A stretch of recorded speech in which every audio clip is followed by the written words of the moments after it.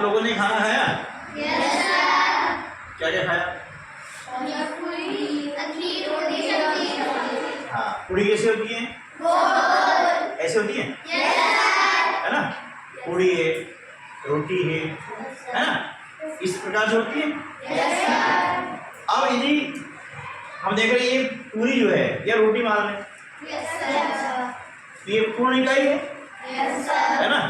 अब मान लिया जाए कि एक रोटी के हम 2 टुकड़े कर दें, है ना? बराबर बराबर 2 टुकड़े कर दें, किस प्रकार से, है ना? इसको हमने क्या किया, ये रोटी है आपकी, और इस रोटी के हमने बराबर बराबर ऐसे 2 टुकड़े कर दिए। ऐसे कितने टुकड़े करें? 2। तो इस टुकड़े को हम क्या बोलेंगे? आधा। क्या बोलते हैं? आधा, है ना? ये हमने लिखा आधा। अब आधा हम बोलते हैं बोलचाल की भाषा में, ठीक है ना? लेकिन गणित की भाषा में इसे बोलते हैं 1/2। क्या बोलेंगे? 1/2। अब 1/2 क्यों? कि एक देखा हमने पूर्ण आकृति है ना? इसके हमने बराबर बराबर 2 भाग किए।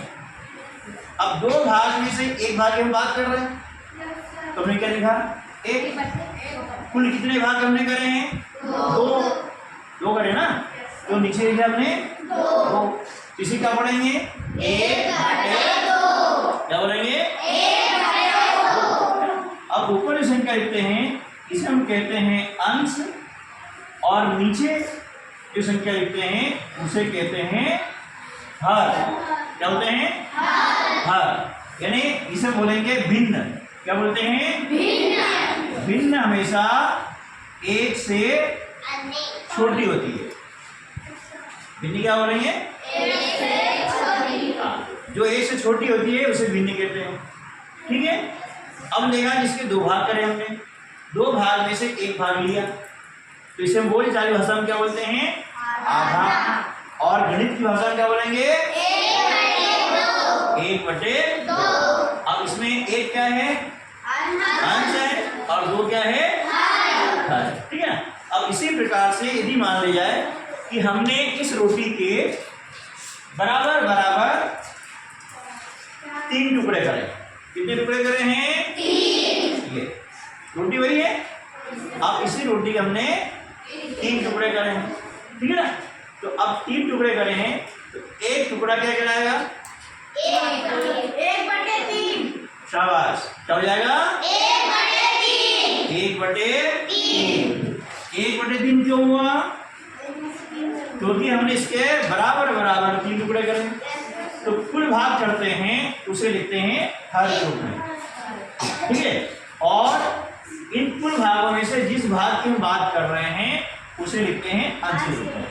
ये प्रत्येक भाग क्या कहलाएगा? 1/3, ठीक है?